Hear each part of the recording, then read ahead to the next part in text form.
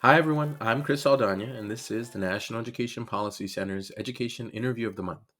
This month, we're speaking with Raymond C. Pierce and Meagan Crowe.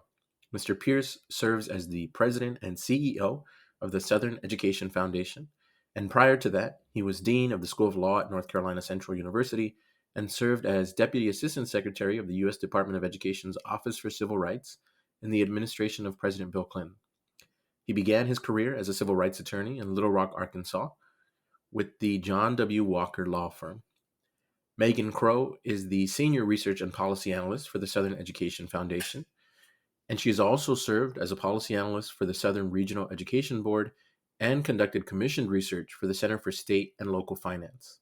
Meagan's research has focused on state education progress, dual enrollment, post-secondary transitions, adult education, and the impacts of automation and the COVID-19 pandemic on workforce participation and economic opportunity. Both are with us today to talk about the Southern Education Foundation's new report entitled Economic Vitality and Education in the South, Part 1, The South's Pre-Pandemic Position. Thank you both for being on this month's podcast. Raymond, let me start by asking you about the Southern Education Foundation. So for listeners who may not be familiar, what is the foundation's mission? Chris, the Southern Education Foundation's mission is one that's been in existence well over 150 years, and that mission is to advance education opportunity and equity, primarily for African Americans and people of color and low-income persons in the South. Our origins date back to the days following the Civil War, and quite frankly, even a little bit before the Civil War ended, when George Peabody, considered the uh, father of modern day philanthropy, and at that time, one of the wealthiest men in the nation, just felt that the United States was getting behind economically and that the Europeans were embracing the Industrial Revolution, whereas the United States was still wedded to that agrarian economy. And not only that, half the labor was enslaved in a barbaric system. And people like George Peabody were arguing that we need to end this slavery and get these folks educated so that we could fully embrace this industrial revolution is coming and join that new economy. So when the war ended, and the government was moving slow during the Reconstruction period, it was philanthropists like George Peabody. And in fact, Peabody put up $1 million in 1867 to create the Peabody Fund to buy books and train teachers and build schools for this new population of people in the South, this emancipated population, people coming right out of slavery. A few years after that, John Slater, a very wealthy gentleman out of Connecticut, did the same thing, put up $1 million, which is a lot of money back then. Actually hired a former president, Rutherford B. Hayes, to run the foundation to do the same thing as Peabody was, to get this population of people in the South educated by buying books and training teachers and building schools. And then late 1800s, Anna Jeanes, considered one of the wealthiest women in the nation, a Quaker woman actually out of Philadelphia, put up $1 million to create the Jeanes Fund, which focused on teachers. So her goal was to create an army of teachers, mostly African American women teachers in the South, to provide education. So eventually, all these foundations, including another foundation, were consolidated to form in 1934 to form what is now the Southern Education Foundation. And we continue that mission. We're not building schools and buying books and training teachers, but we are developing education leaders, particularly superintendents and principals. We continue our research work to guide our policy recommendations, and we continue our advocacy work. So we've got a long history. We've done quite a bit over our 154-year history, Chris, and we're proud to still be at it. So obviously we know that there's a historical, socio-political, economic context in the South that's created the environment in which schools operate. How would you say your findings speak directly to that context? The findings speak directly to that context, and that if you go through the report, we actually do address some of the history of where some of these things came from. So we do look at historic workplace policies that allowed employers to continue discriminating based on race or based on gender. We look at some of the historic workplace policies that provided protections in industries that were predominantly worked by white men. But were, reserved from protecting other industries in which Black and Brown people predominantly worked. We look at some of the history behind how the criminal justice system is where it is today. 1 in every 81 Black people in America is serving prison time. They are over incarcerated at rates far beyond those of white and even beyond rates that we see in other developed nations. So we look at the history of some of that. As well, we look into the fact that, poverty is generational. A parent, let's say, who has a high school attainment level or has a high school educational attainment level, their children are 10 times as likely to have that same level of achievement in their lives. And we know that frequently, it's not a perfect relationship, but frequently a lower educational attainment level means that you have reduced job security, you're more likely to be in poverty, you're going to earn a lower wage for your entire life. And so whatever is true in the parent's life, then in a lot of respects becomes true in the child's life. And these are generational issues. So Meagan, let me ask you about the specific findings and the data that you were able to use to conduct your analysis. You mentioned throughout the report that there were some limitations in the data that you were able to access, some limitations in the measures that are used. How did those limitations, for example, on how poverty is measured or what data is provided by prisons, how did that change your analysis? And how did that change your interpretations of the findings? I'd say first, I felt it was very important within the report to highlight and address some of those issues. Frequently in research, we don't maybe take the time or have the space to go into the level of depth about what our data is actually able to tell us and what it is not. So it was really important for me to call out what we're really looking at. Statistics is not a thing that everybody deals with every day, so making sure that we're being very clear about what all that says. So first and foremost, I felt it was really important to be very clear about what we were saying, because we are making some large proclamations, if you will, and then offering, a series of suggestions based on those findings. So one of the main challenges when looking at all of this data is just whether or not it's available at all. So the first issue is just availability. States do not all collect the same data. They don't collect it the same in the same ways. Things that qualify to be whatever the data name is in one state might differ very much from another. So then the next issue becomes comparability. I had to elevate to the level of a lot of public data sources that have less details because they're able to gather multiple states together. So at least we have some comparability. Whereas if you go to the individual states for even the same data, you might see different numbers by state. So you also then run into the issue of, the public data source, even within the same year, doesn't say the exact same thing that an individual state might collect. And that's, based on data reporting. And so what that led me to do then is just stick with those publicly available data sources, that they were all comparable. So at least I wasn't then having to run into issues of definitions and things on a state level. I would say because this is done at that higher level, it didn't necessarily change the analysis so much, but it did become very important just to highlight, like you talked about poverty. So free and reduced price lunch eligibility is one common form of poverty status or low income status that researchers like to use. And that's because we don't collect good data in other ways that provide that same type of statistic. Another big thing that is lacking from the data is race and demographic information. So you will see several places. One of them deals with student discipline, where we point out that the data samples, while they are collecting some demographic information, they do not do a whole and complete job of doing that. That's also very present in the criminal justice data that is available, that they don't take good time to measure. And so what that means for us is oftentimes the inequities are probably worse than what we can observe.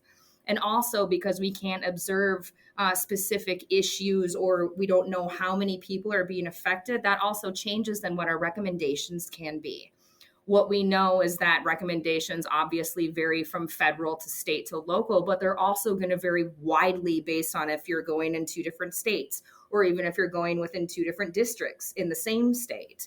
And so being able to tailor recommendations and provide good ones that can be used at different levels by multiple different constituents becomes difficult when the data is lacking. So, what is the social determinants of education framework, and why is this framework helpful for thinking about the relationship between student opportunity and student achievement? For example, often the emphasis is on academic test scores and academic achievement and ranking school districts or schools that way. How does the social determinations framework help us change the discourse around schools and success and what students need to succeed? The social determinants of education framework is kind of similar to that social determinants of health. So we know in the health industry that 30 to 50% of a person's health outcomes can be attributed to things other than their medical care. The same is true in education.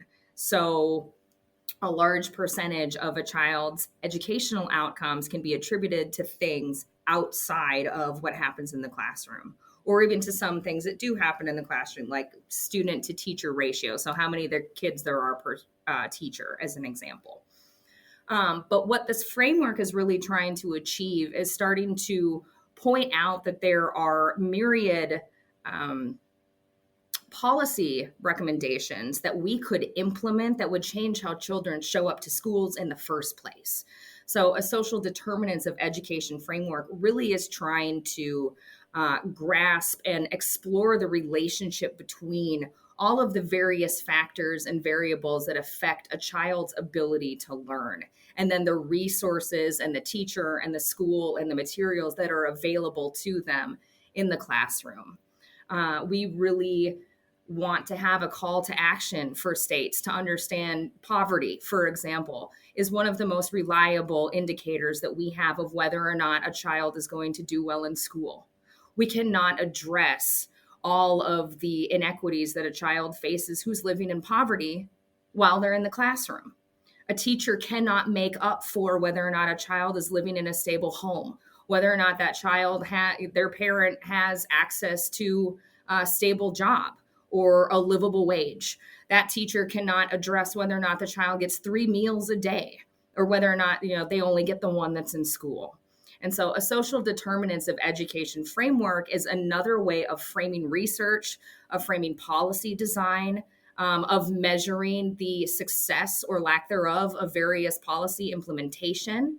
And it's trying to help understand how all of these different systems are playing into a child's ability to learn and succeed in school, and then therefore to have a more successful future and be set up in their adulthood to provide the same types of resources to their children. If I might add, this is not a new tactic, so to say, of the Southern Education Foundation. But unfortunately, since schools seem to be the scapegoat for all that is wrong, particularly among certain populations in the country, we have to again step back and take a look at all the determining factors, as Meagan calls them, social determinants. And this is what was done during the early days of the development of public education in the South, what eventually became public education in the South. Unlike the North, where public education was a movement from Horace Mann to went directly to legislators, to get money to pay for, books and schools and teachers. In the South, the development of public education, which was totally separate from the way it was developed in the North, was in the aftermath of a war. And not only was it in the aftermath of a war, but the principal population, the mass education effort, was focused on a population of people who had heretofore been enslaved, and therefore social factors are assigned to this population. So you had to deal with the condition of the family when we were setting up schools in the South in 1870 and 1878. You had to deal with the food, do the children have food to eat? Some of that was actually coming to school. You had to deal with the development of teachers because you didn't have teachers. You had to deal with the economics of the situation. How much time can we get these students in the classroom, given the fact that many of them are going to be outside working in these fields? And so, looking at all these social determinants, all these variables that go into, mass education, or the most effective way to educate people in large numbers, is, again, nothing new for us. It's just that from time to time we have to update, the information. As Megan's done an outstanding job in doing that, updating the information. being more articulate on the determining or variables, and then offering some sound policies, suggestions that could, if implemented, could hopefully address these inequities. So let me ask you about findings. Are there any specific findings in the report that you'd like to highlight?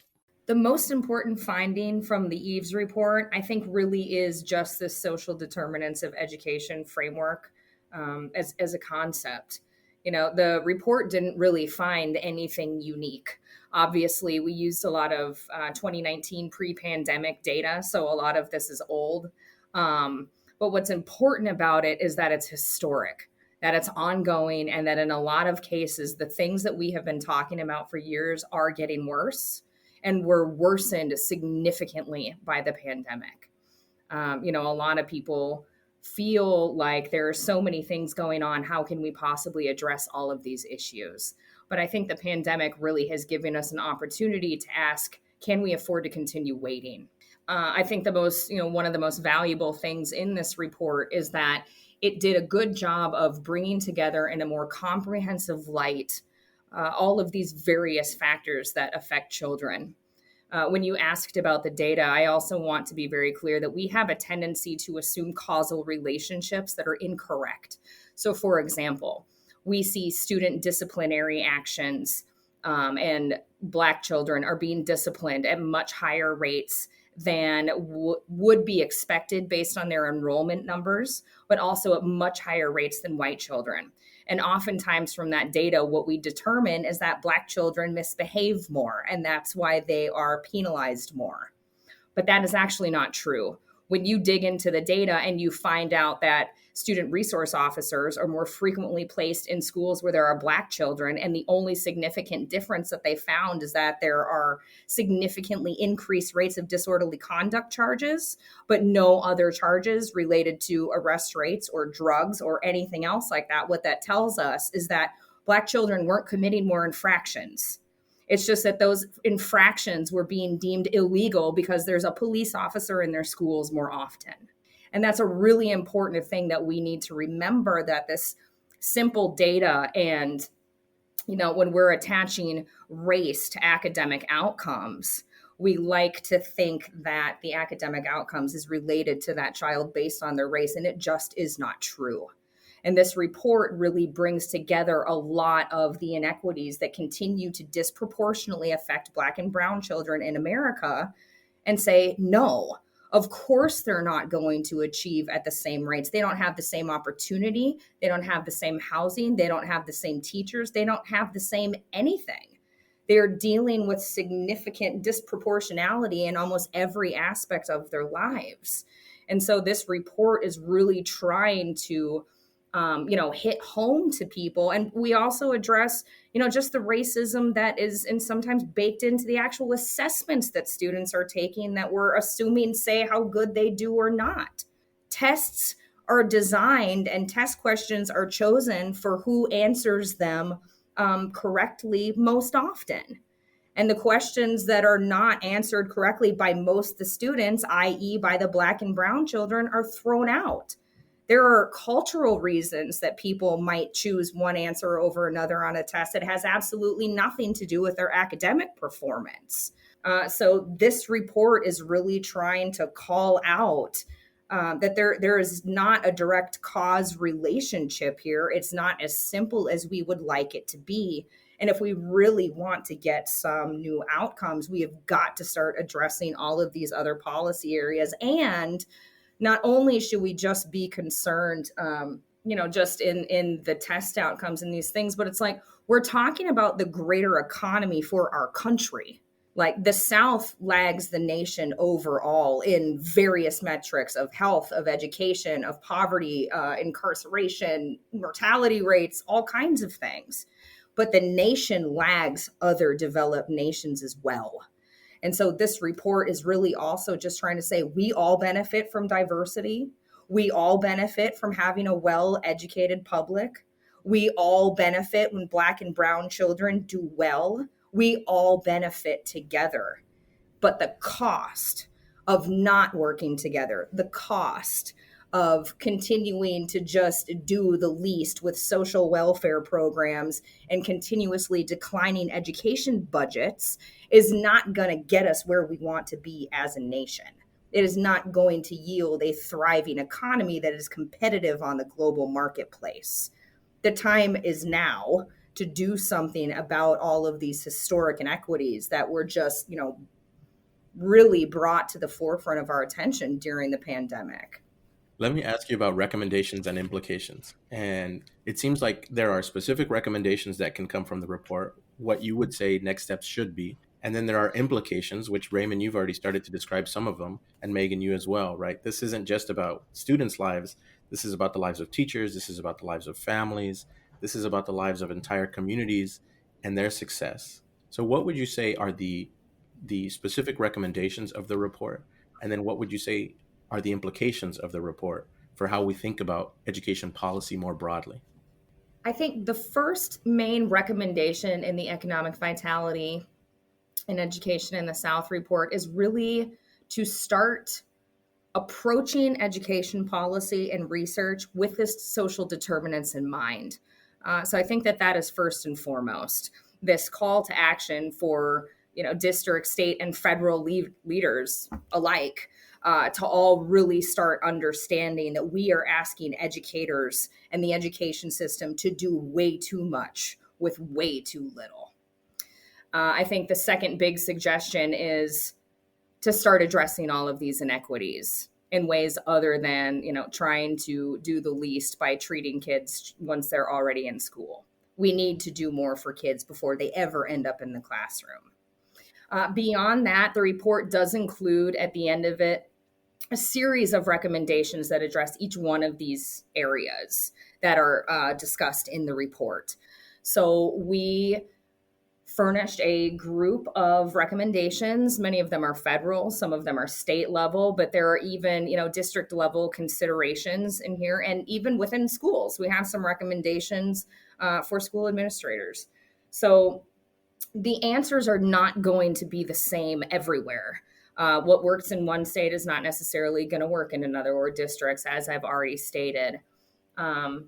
I think one of the biggest things that we could do is, start addressing poverty. Like I said, as that is one of the most reliable indicators for educational outcomes, that would probably be a good place to start. But then we also have to understand all of the various things that influence whether or not a family is in poverty. So I think one of the biggest recommendations that comes out of that is do more than one thing. Take more than one of the suggestions. Try to treat poverty while you're trying to treat homelessness, while you're trying to treat, disproportionate disciplinary actions. As well, I think we need to get businesses involved. There is some call in the report to bring in business and industry leaders because they too have some power to affect change in the workplace. And we have ongoing legislative and informal discrimination that takes place in the workforce. So, for example, a person might not be trying to do anything wrong, but let's say that I'm in a management position and I go to promote another person. I'm more likely to promote someone who looks and thinks and talks like me, and that doesn't mean that I did anything wrong. It's just that is normal human nature. So, there's even some things that we need to just look at in ourselves to address. But I think the main suggestion that comes out of the report is really we just need to understand, accept, start talking about, start passing policies in a way that stops making kids responsible for everything that made them, unprepared to learn once they got in the classroom. How do you want people to use the report? So is this something that someone should take to their local school board and say, look at what the Southern Education Foundation just wrote, or should they take it to their state policymaker or their state senator? Raymond, you mentioned litigation. Are there ways for this report to be used in that way? Well, there are ways where this report can be used, unfortunately, in the arena of litigation. I say unfortunately because litigation or being in the courts, and I'm an attorney, quite frankly, that's the last place you want to be. But the sad reality is that we do find ourselves in court from time to time when the law says one thing and the practice says another, and children are being harmed. Sometimes you can't convince someone unless you go to court. So yes, this report, with the detailed analysis that it provides, could be of assistance there. But primarily is, as you said, one, I think people who do read the report should take it to their local school boards and inform the conversation along the lines of everything Meagan's talked about. That look, everything we're trying to accomplish here in terms of raising education attainment levels for our students and making sure that the children in this community that are being supported by the tax dollars that pay for the school system, that they're getting the best public education they can possibly receive. And when you have deficiencies in that area, you can't just blame the school. You got to look at all the factors. And so I would hope that people take this report before the governing authorities, in this case, school boards, and say, hey, look, what about these other factors? What about the employment of the parents? What about the food locations for these families? What about childcare? What about all these other issues that go into a healthy community which promotes a healthy school? And also, again, like you said, Chris, I hope people take this report and share it with their elected officials, with their policymakers, the people who are, elected and paid to address these issues. And again, not to look at it solely as what's going on in that school building, but look at what's going on around that school building that impacts the students who walk into that school every day. So it is elevating the level of the conversation beyond the simple, because these are not simple conversations. These are not simple issues. These are very times complex and multifaceted issues, issues pertaining to how to improve the education outcomes for students, particularly students, who have been historically disenfranchised.